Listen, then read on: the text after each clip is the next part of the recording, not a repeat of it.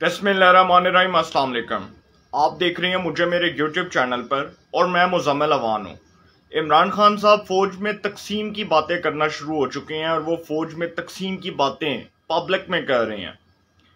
अब वो समझते हैं कि फ़ौज में तकसीम पैदा हो चुकी है और कुछ दिन पहले जो रिटायर्ड जर्नलों ने इमरान खान साहब के हक़ में नारेबाजी की, उनके हक़ में प्रेस कॉन्फ्रेंस की, उसके बाद जो तूफ़ान बदतमीज़ी खड़ा किया उन रिटायर्ड जर्नलों ने, जिस तरह मतीउल्लाह जान साहब जो सीनियर जर्नलिस्ट हैं उनके ऊपर, उसके बाद एजाज सैयद साहब जिनका जंग और जियो से ताल्लुक़ है उनके ऊपर हमला किया गया, उनसे बदतमीज़ी की गई। तो ये सारा कुछ जो हो रहा है ना, ये इमरान खान साहब समझते हैं।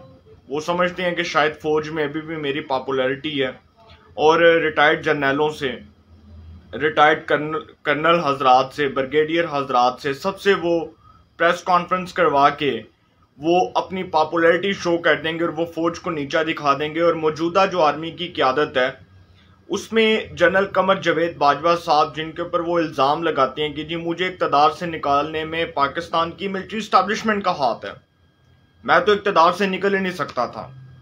अब वो समझते हैं कि रिटायर्ड जर्नलों से तकरीर करवा के, उनसे प्रेस कॉन्फ्रेंस करवा के, उनसे अपने हक में जो है वो कहे हुए अल्फाज, ये सारा कुछ करके वो शायद पॉपुलर हो जाएंगे और आवाम समझेगी कि देखो यार इमरान खान साहब की मकबूलियत तो फ़ौज में अभी भी मौजूद है, तो ये इमरान खान साहब की भूल है। और वो शायद समझते हैं कि इससे उनको एक पजीराई मिलेगी, इससे उनको एक अच्छा मुकाम मिलेगा और फ़ौज को वो नीचा दिखा सकते हैं। मौजूदा आर्मी की जो क़यादत, जिससे उनके इख्तलाफात शदीद तर हो चुके हैं, इख्तलाफात शिद्दत इख्तियार कर चुके हैं, उस फौजी की आदत को नीचा दिखाने के लिए इमरान खान साहब ने रिटायर्ड जर्नलों से प्रेस कॉन्फ्रेंस करवाई, उसके बाद उनसे अपने हक में नारे लगवाए। और अब जब फौज ने खुद ऐलान कर दिया कि हमारा सियासत से कोई ताल्लुक नहीं है और हम पाकिस्तान की पॉलिटिक्स में इंटरफेयर नहीं करना चाहते, तो फिर इमरान खान साहब समझते हैं कि जी फौज को एक बार फिर मलाइन किया जाए, गंदे इल्ज़ामात लगाए जाएं, घटिया प्रोपेगेंडा किया जाए। और हो रहा है, सोशल मीडिया के ऊपर हो रहा है। Army chief general Qamar Javed Bajwa साहब के खिलाफ जिस किस्म के गलीज किस्म के ट्रेंड्स और प्रोपेगेंडा चलाया जा रहा है, सोशल मीडिया उठाकर देख लें, इसके पीछे वही लोग हैं, जिनके ख्वाब, जिनके अरमान बड़ी बुरी तरह टूट चुके हैं। इसके पीछे वही लोग हैं, वही रिटायर्ड जर्नल हैं जिन्होंने पाकिस्तान की मिलिट्री इस्टेब्लिशमेंट को नीचा दिखाने के लिए इमरान खान साहब से जो है वो इमरान खान साहब के हक में प्रेस कॉन्फ्रेंस की, सिर्फ इस बात के लिए कि जी उनको, उनके बच्चों को, जो लिबरल लोग होते हैं ना, लिबरल लोगों की एक बड़ी अनएथिकल सी सोच होती है।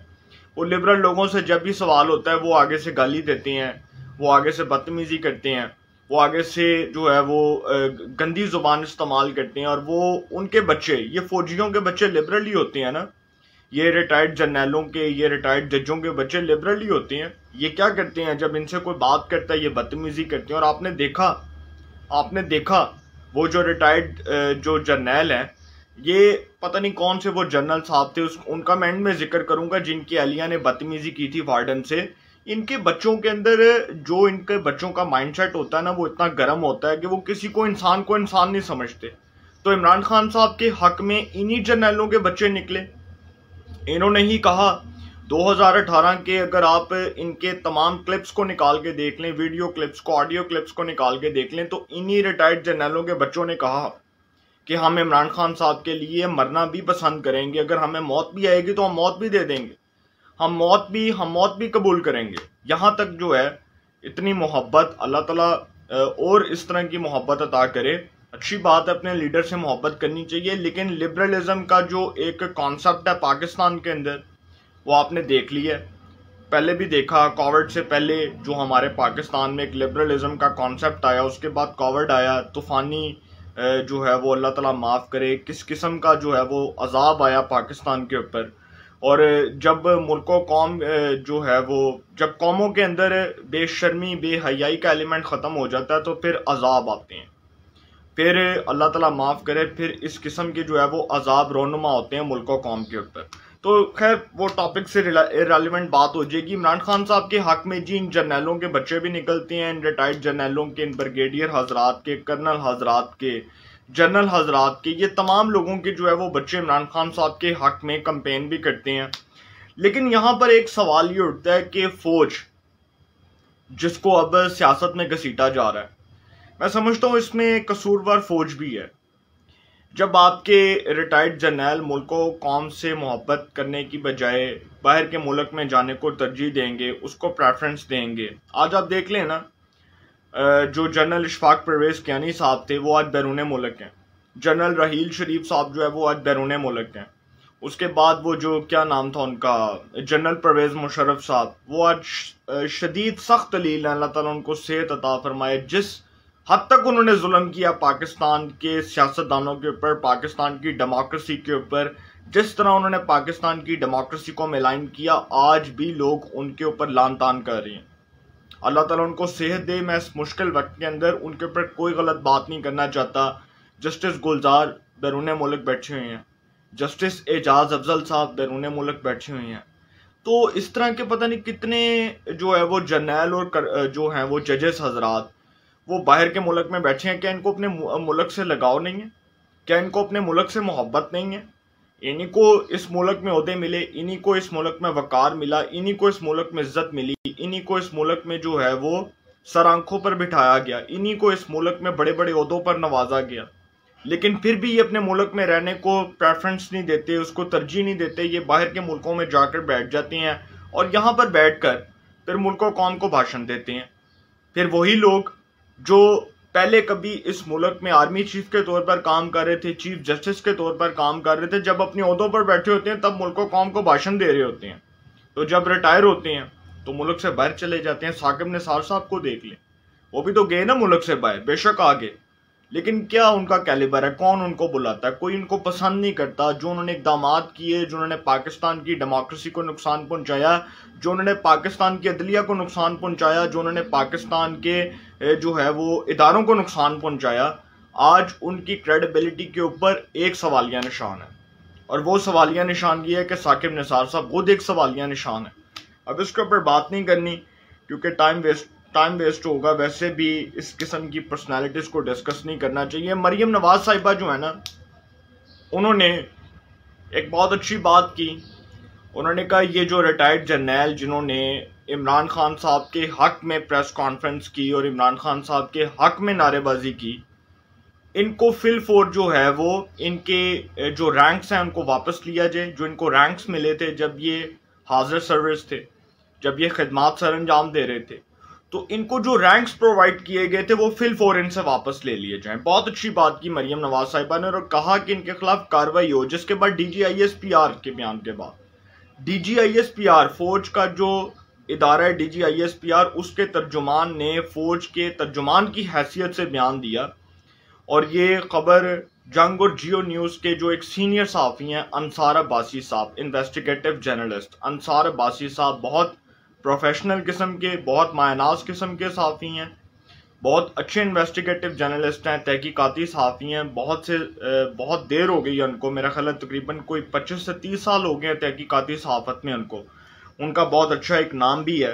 तो उन्होंने ये खबर दी है और वो खबर बड़ी जो है वो आप कह सकते हैं कि चौंका देने वाली है। मतलब सबको ये खबर हैरान कर सकती है, और वो ये कि फ़ौज मुखालिफ मुहिम मेजर जनरल समेत 5 साबिक अफसरान की पेंशन मराद वापस। 5 साबिक जो फौजी अफसरान हैं उनकी पेंशन मराद वापस ले ली गई हैं। ये अंसार अब्बासी साहब की खबर है, इसको ज़रूर पढ़िएगा। जंग और जियो न्यूज़ के ऊपर इसको गूगल पर सर्च कीजिएगा। गूगल पर सर्च करने के बाद उनके इस खबर को ज़रूर पढ़िएगा जो उन्होंने इन्वेस्टिगेटिव स्टोरी ब्रेक की है।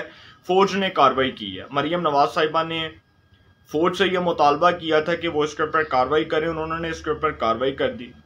अब यहाँ पर एक सवाल उठता है कि कार्रवाई तो हो गई, सारा कुछ हो गया, फ़ौज ने एक अपने जो है वो प्रिंसिपल्स, अपने असूल के मुताबिक एक डिसिप्लिन को कायम रखा। उसके बाद इनके खिलाफ इन्वेस्टिगेशन की, कार्रवाई की और इनकी पेंशन मराद जो है वो वापस ले ली गई। लेकिन यहाँ पर सवाल ये उठता है कि क्या army chief general Qamar Javed Bajwa साहब, जो कि समझते हैं कि फौज के अंदर इस वक्त जो एक डिफरेंस की बात हो रही है, तकसीम की बात हो रही है, इमरान खान साहब जो कर रहे हैं उनको शटअप कॉल देने के लिए उनको चाहिए वो मैदान में आए और आकर खुद इस बात की वजाहत करें कि फौज के अंदर किसी किस्म का कोई तकसीम नहीं है, किसी किस्म की कोई तकसीम नहीं हो सकती। या जो लोग ये बात कर रहे हैं कि जी फौज के अंदर तकसीम पैदा हो जाएगी या फौज के अंदर कोई डिफरेंस आ जाएगा, तो ऐसे लोगों को शटअप कॉल दी जाए। और दूसरी बात जो मरियम नवाज साहिबा ने की, ये डंडी जो नून लीग ने मारी, नून लीग की भी इस डंडी के ऊपर आते हैं कि नून लीग ने बहुत आराम से जो है ना वो एक तो पहली बात कि जो चोर चोरी कर रहा था उसको तो पकड़वा दिया, लेकिन अपनी चोरी के ऊपर पर्दा डाल दिया। जो इन्होंने ब्यूरोक्रेसी के मामलात ISI के सपोर्ट की है, इसके ऊपर भी मरियम नवाज साहिबा को बताना चाहिए था मीडिया के ऊपर आकर कि ये जो शहबाज शरीफ साहब ने इकदाम उठाया है, इस इकदाम के ऊपर आज भी तनकीद हो रही है। और अगर ब्यूरोक्रेसी के मामलात ISI ने चलाने हैं तो फिर हुकूमत घर चली जाए। फिर हुकूमत क्या कर रही है? फिर गवर्नमेंट में बैठने का आपका तो कोई जवाब ही नहीं बनता। आप अगर अपने किए दरे पर जो है वो पर्दा डाल दें और दूसरे के किए दरे पर आप कहेंगे जी इसको एक्सपोज कर दिया जाए, तो ये दोगला म्यार है। मरियम नवाज साहिबा जो हैं उनको बताना चाहिए था मीडिया के ऊपर आकर कि ये जो वज़ीर आज़म शहबाज शरीफ साहब जो उनकी जमात से ताल्लुक़ रखते हैं, मुस्लिम लीग नून से ताल्लुक़ रखते हैं, उन्होंने जो ISI के सपुर्द किए हैं ब्यूरोक्रेसी के मामलात, ये किस हैसियत में किए हैं ये भी बताना चाहिए था। और ये भी बताना चाहिए था कि ये जो नून लीग का ये इक़दाम है, इससे ब्यूरोक्रेसी को कितना नुकसान पहुंचेगा, ब्यूरोक्रेट्स के ऊपर कितना प्रेशर होगा कि वो काम नहीं कर सकते, आज़ादाना तौर पर वो काम नहीं कर सकेंगे, वो फैसला नहीं कर सकेंगे। और अगर ब्यूरोक्रेसी के मामलात ISI के सपोर्ट ही करने थे तो फिर हुकूमत में आने का क्या फ़ायदा हुआ? ये इसका मरियम नवाज साहिबा को ज़रूर जवाब देना चाहिए। और दूसरी बात कि फ़ौज को सियासी मामलात से खुद को दूर करना चाहिए। देखें, तनकीद होगी, बतौर जर्नलिस्ट मैं सब पर करूँगा, मैं सब पर तनकीद करूँगा। जो अच्छा काम करेगा उसको अप्रिशिएट किया जाएगा, जो गलत काम करेगा उसको तनकीद की जद में लाया जाएगा। और फ़ौज को भी चाहिए कि ये जो ब्यूरोक्रेसी के मामलात जो शहबाज शरीफ साहब ने ISI के सपुर्द किए हैं, इससे वो खुद को दूर रखे। और फौज को चाहिए कि वो उससे माजरत कर ले कि वो किसी किस्म के कोई सियासी मामलात में, पॉलिटिकल जो मामलात हैं उसमें इंटरफेरेंस नहीं होगी, किसी किस्म के कोई पॉलिटिकल जो मामलात हैं उसकी डिस्कशन नहीं होगी, कोई पॉलिटिकल मामलात के हवाले से कोई फौज का जो है वो कोई लाहे अमल नहीं होगा, कोई वो बयान नहीं दे सकते। ये सारी चीज़ें फौज को क्लियर करनी चाहिए। यही नहीं कि आप ISI के मामलात फौज के सपोर्ट करते हैं और आप कहेंगे जी ISI के मामलात फौज संभाल ले, और जो है वो ISI उसके ब्यूरोक्रेसी के मामलात ISI के सपोर्ट कर दिए जाएं, और ISI जो है वो जी ब्यूरोक्रेसी को देख रही हो, सियासी मामलात भी ISI देखे, तो ये हो नहीं सकता। अगर ब्यूरोक्रेसी इतने प्रेशर में आकर काम करेगी, ISI के अंडर काम करेगी, तो मेरा ख्याल है कि इससे प्रेशर मज़ीद डेवलप होगा, मज़ीद कायम होगा। तो ये जो सारा कुछ है जी, इसके ऊपर तो अब बात कर ली मैंने आपसे। अब ज़रा थोड़ी सी बात कर लें वो जो मेजर साजिद बुखारी साहब हैं, पाकिस्तान तहरीक इंसाफ के रहनुमा, उनकी सुनह ज़मानत भी हो गई है। और ये खबर मुझे मिली, परसों मिली, और मुझे बड़ा दुख हुआ इस खबर के ऊपर कि एक ऐसा शख्स जिसके ऊपर एक इल्ज़ाम है, जिसके बेटे मुकर्रम बुखारी के ऊपर इल्ज़ाम है कि उसने छत से चढ़कर एक पुलिस अफसर को शहीद किया, एक कांस्टेबल को शहीद किया, उसके ऊपर ये इल्ज़ाम था कि उसने जी कत्ल किया। उस मुकर्रम बुखारी, वो जो मेजर साजिद बुखारी तहरीक इंसाफ का रहनुमा था, उसके ऊपर ये इल्ज़ाम था कि उसके बेटे ने छत से चढ़कर फायर मारा, पुलिस वाले कमाल अहमद को, कांस्टेबल कमाल अहमद को फायर मारा और उसको शहीद कर दिया। अब यहाँ पर एक सवाल उठता है कि इमरान खान साहब की जो हुकूमत थी, जब पिछले साल 2021 के अंदर ये धरने हो रहे थे, TLP ने जब एहतजाज किया, प्रोटेस्ट किया, तब रियासत के नुमाइंदों ने, तब पुलिस अफसरान ने TLP के रहनुमाओं के ऊपर अंधाधुंध गोलियां चलाई। यतीम खाना चौक जो है, मस्जिद रहमतुल्लिल आलमीन चौक, TLP का जो मरकजी दफ्तर है, यतीम खाना चौक लाहौर, समनाबाद से पहले जो आता है, वहां पर पुलिस अफसरान ने अंधाधुंध गोलियां चलाई टीएलपी के कारकुनों के ऊपर। ये रियासती दहशतगर्दी की गई। इसके ऊपर कितने पर्चे हुए, किसी को पकड़ा? टीएलपी के रहनुमा अलामा साद हुसैन रिजवी साहब, जो रहीम स्टोर के मालिक जो हैं, उनका नमाज जनाजा पढ़ा रहे थे। यही बात की थी ना, यही तो कहा था कि जी उसके फ्रांसीसी सफीर को मुल्क दरबदर किया जाए। उनको गिरफ्तार कर लिया गया। उनको कहा गया कि जी ये तो टेररिस्ट ऑर्गेनाइजेशन है, ये कलदम तंजीमें हैं। जब ये बात की गई तो इमरान खान साहब की हुकूमत में उम्मत मुसलमा की जो बात की जाती थी, जो कहा जाता था कि जी मदीना की रियासत बनाएंगे, खुद वो कहते रहे कि मैं जी उम्मत मुसलमा का सफीर हूं। तो क्या उम्मत मुसलमा के सफीर जो हैं वो आशिकाने रसूल के ऊपर गोलियां चलवाने का हुक्म देती हैं? इमरान खान साहब की हुकूमत में हुआ, रियासती रेट को चैलेंज किया गया, खुद किया हुकूमत ने। जब उन्होंने टीएलपी के रहनुमाओं के ऊपर गोलियां चलवाई तो टीएलपी के रहनुमाओं के ऊपर जो गोलियां चलवाई गई उसके ऊपर क्या एक्शन हुआ?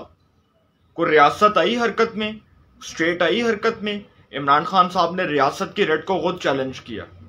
उन्होंने खुद रियासत की रेट को चैलेंज किया। और अब क्या हुआ? मेजर साजिद बुखारी जो तहरीक इंसाफ का रहनुमा था, जिसकी बड़ी गवाहियां दे रहे थे मुराद राज साहब, किसी दिन मुराद राज साहब से मुलाकात हुई तो उनसे पूछेंगे कि आपने तो इस बंदे की बड़ी गवाहियां दी हैं जिसका बेटा छत पे खड़े होकर जो है वो स्ट्रेट फायर कर रहा है, और वहां पर फायर करके वो जो कांस्टेबल है कमाल अहमद उसको शहीद कर दिया गया। इसके ऊपर क्या एक्शन हुआ? रियासत हरकत में आई? कुछ भी नहीं हुआ। इसके ऊपर हुआ क्या जी? जो मेजर साजिद बुखारी साहब हैं, जो मुराद राज साहब के हलके से पाकिस्तान तहरीक इंसाफ के कारकुन भी हैं और वो रिटायर्ड फौजी अफसर भी हैं और इतने स्ट्रांग हो सकते हैं, तो आप अंदाजा लगा लें कि उनकी जमानत तो हो सकती है। उनके बेटे मुकरम बुखारी ने छत पर खड़े होकर कांस्टेबल कमाल अहमद को फायर किया, एक मासूम शख्स की जान ली। वो कांस्टेबल कमाल अहमद जिसकी मोहल्ले वाले भी गवाही देते हैं कि यह शख्स इंतहाई ईमानदार, इंतहाई दयानतदार, इंतहाई अच्छा, इंतहाई नफीस आदमी था, इंतहाई बाअखलाक आदमी था। सब लोगों के साथ मिलनसार के साथ पेश आता था, सब लोगों के साथ एक अच्छे अंदाज में बात करता था। उसको छत पर खड़े होकर फायर मार दिया गया, उसको शहीद कर दिया गया। उसके बाद क्या हुआ? जब इनको गिरफ्तार किया गया, जब ये जमानत की बारी आई, तो मौसूफ साहब जो हैं, जिनकी जमानत हो चुकी है, जिनकी मेजर साजिद बुखारी और इनके बेटे मौसूफ मुकरम बुखारी की जमानत हो चुकी है, मेजर साजिद बुखारी के वकील ने बताया अदालत में कि मुलजिम जो हैं जी वो रिटायर्ड आर्मी ऑफिसर हैं, 60 साल उनकी उम्र है, जमानत ली जाए। मुकरम बुखारी जो कि मरकजी मुलजिम है, इनकी जमानत ली जाए। जिनसे कत्ल हुआ इनकी जमानत ली जाए, ठीक है। और दूसरा जी, जो कत्ल हुआ उसमें कत्ल करने का इरादा नहीं था, वो गलती से गोली चल गई, जमानत ली जाए। फिर उसके बाद कहा गया कि जी ये जो सारा कुछ हुआ इसके ऊपर मेजर साजिद बुखारी और मुकरम बुखारी कसूरवार नहीं है, बेकसूर हैं, जमानत ली जाए। ये वकील साहब जो हैं वो अदालत में बोल रहे हैं और जमानत हो गई। और भाई जब इस मुल्क में एक आम शख्स ये कत्ल करेगा तो आप अंदाजा लगाएं उसको कौन सी सजा होगी, उसको कितने साल उम्र कैद की सजा होगी, उसको कितने साल जेल की सलाखों में डाला जाएगा। और यही मेजर साजिद बुखारी, जिसके बेटे मुकरम बुखारी ने कांस्टेबल कमाल अहमद, पुलिस के एक कांस्टेबल, एक शरीफ आदमी, शरीफुल नफ्स आदमी कांस्टेबल कमाल अहमद की जान ली। उसके छोटे छोटे बच्चे हैं, उसके बच्चों के सर पर हाथ रखा हमजा शहबाज ने जाकर, वज़ीर आला पंजाब हमजा शहबाज ने उनके सर पर हाथ रखा। ये आपने कौम को दिया, ये आपने कौम को तोहफा दिया कि एक शख्स जिसके छोटे छोटे बच्चे हैं, मासूम बच्चे हैं, जिसके पास मरियम नवाज साहिबा बड़े दीदा दिलेरी से चल कर गई कि जी हम तो आपको प्लॉट दे रहे हैं, हम तो आपको पैसे दे देंगे, क्या उससे वो वापस आ जाएगा? सोचने की बात है, क्या उससे वो वापस आ जाएगा? आपने उनको प्लॉट दे दिया, आपने उनको पैसे दे दिए, उन बच्चों का बाप वापस आ जाएगा इन पैसों से? और फिर आपने ये इंसाफ दिया उनको, आपने ये इंसाफ उनको दिया कि वो आप उनके घर के उधर जाकर आपने कहा कि जी हर मुमकिन ताउन किया जाएगा। आज वज़ीर आला पंजाब हमजा शहबाज साहब इस बात का जवाब दें कि जो कांस्टेबल कमाल अहमद जो शहीद हुआ उसके सर पर आपने जाकर हाथ रखा, उसके बच्चों के सर पर आपने जाकर हाथ रखा, नमाज जनाजा में आप शरीक हुए सर, लेकिन आपको ये नहीं पता कि उस मुलजिम की जमानत हो चुकी है। और जिस मुलजम से आपने पूछना था कि तुमने एक आम आदमी की, एक आम शख्स की, एक मासूम आदमी की जान ली, जिसके छोटे छोटे बच्चे आज अब आवाजें दे रहे हैं, अपने बाप को ढूंढ रहे हैं, अपने बाप को तलाश कर रहे हैं। एक इंसान का कत्ल, कुरान पाक में इरशाद है, एक इंसान का कत्ल पूरी इंसानियत का कत्ल है। एक इंसान का कत्ल पूरी इंसानियत का कत्ल है। यहां पर आपने एक आदमी को सरेआम गोली मार दी, शहीद कर दिया। रियासत के रिट को आप चैलेंज कर दें, 2 से 3 हफ्ते आप जेल में जाएं, जमानत हो जाए। कहां गई आपकी ब्यूरोक्रेसी, कहां गए आपकी हुकूमती मामलात, कहां गए आपके रियासत के रिट, कहां गए आपका जो है वो हुकूमत के इंतजामी मामलात, कहां पर है आपकी चीजें। आज पंजाब में हुकूमत कायम है, हमजा शहबाज साहब वज़ीर आला हैं, पंजाब में उनकी काबीना है, वर्किंग हो रही है, काम हो रहा है, पंजाब में एक्टिंग है, ठीक है, एक्टिव है पंजाब में। उसके बाद गवर्नर साहब एक्टिव हैं, बलीगुर रहमान साहब हैं। सर कौन सा इंसाफ दिया आपने। दूसरी बात कि यही अगर एक आम शख्स ने किया होता, यही अगर एक आम शख्स ने कत्ल किया होता या किसी को शहीद किया होता, तो आज वो सजाए मौत पर होता, आज वो उम्र कैद पर होता, आज अभी तक वो फैसला आ चुका होता। दूसरी बात कि 509 लगी थी ना जुल्फकार अली भुट्टो के ऊपर, और 509 लगाकर उस वक्त के आर्मी चीफ ने कहा कि जी इसको तख्ता-ए-दार पर लटका दो, तख्ता-ए-दार पर लटका दिया गया। छुटकी में मौलवी मुश्ताक का वो फैसला, लाहौर हाई कोर्ट के जज मौलवी मुश्ताक का वो फैसला, जिसको आज भी तनकीद की जद में लाया जाता है, सिर्फ इस बुनियाद के ऊपर कि वो एक स्याह तरीन फैसला था, जिसने पाकिस्तान में अदालती किरदार के ऊपर एक कालक लगाई, एक काली जरब लगाई। आज भी अदालत के उस फैसले के ऊपर तनकीद होती है, लान तान होती है कि मौलवी मुश्ताक ने जुल्फकार अली भुट्टो की फांसी का वो फैसला दिया कि जी इनको फांसी पर लटकाया जाए, तख्ता-ए-दार पर लटकाया जाए। और उस वक्त इन्वॉल्व कौन था, वो जो आज वकालत करते हैं अदालतों के अंदर, वो अहमद रजा कसूरी साहब, उन्हीं के ऊपर इल्जाम था ना, आज भी उन्हीं के ऊपर इल्जाम है। जो साबिक वफाकी वज़ीर कानून अहमद रजा कसूरी साहब, आज वो आज़ाद फिर रहे हैं। उनको किसी ने पूछा, जब तक ये जुल्फकार अली भुट्टो का केस चलता रहा, आज तक किसी ने पूछा, किसी की जुर्रत हुई कि उनसे कोई पूछे कि भाई आप भी उस केस में इन्वॉल्व थे, आपका भी नाम था उस केस के अंदर।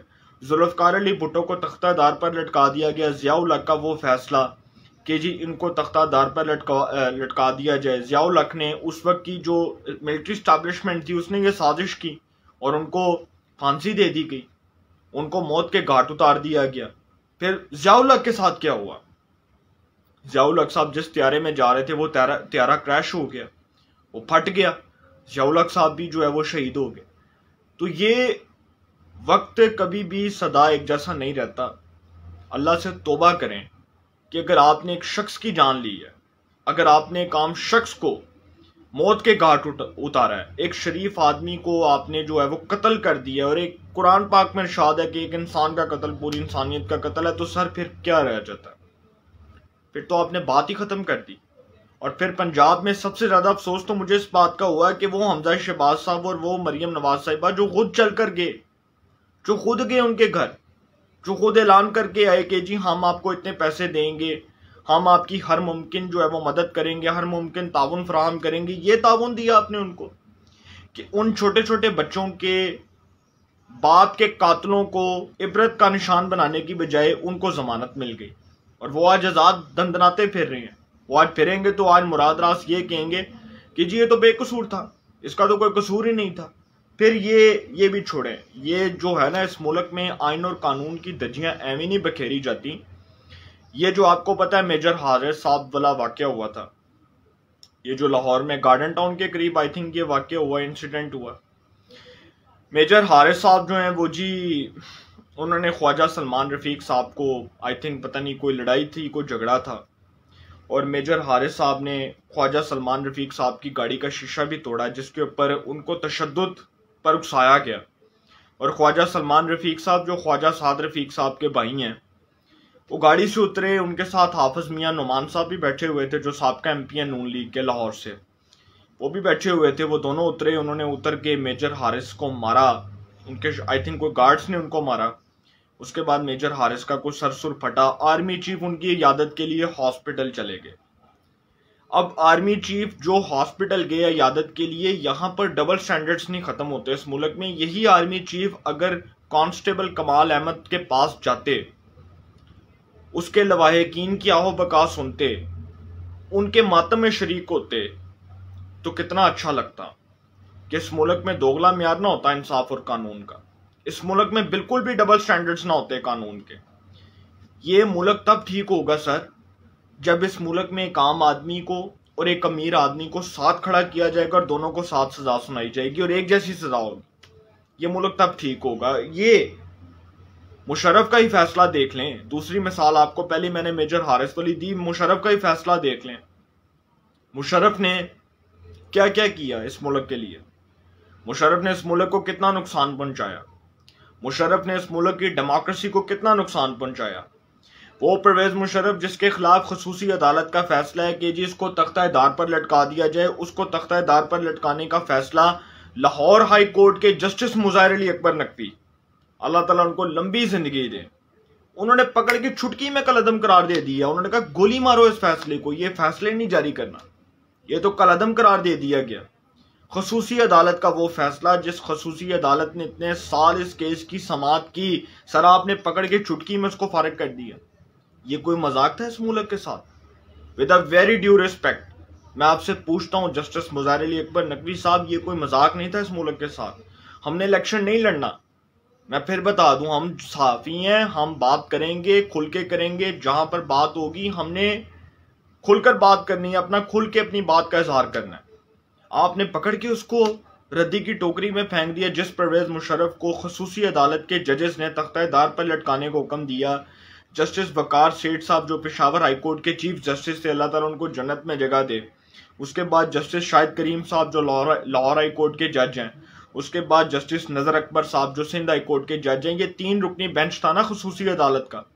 जस्टिस नजर अकबर ने इख्तलाफ किया, 2 जजेस ने फैसला दिया कि जिनको तख्ता-ए-दार पर लटका दिया जाए। लाहौर हाई कोर्ट में दरखास्त दायर हो गई। जस्टिस मुज़ाहिर अली अकबर नकवी ने कहा कि जी बाढ़ में जाए ये फैसला, मैं इसको कलअदम करार दे रहा हूं।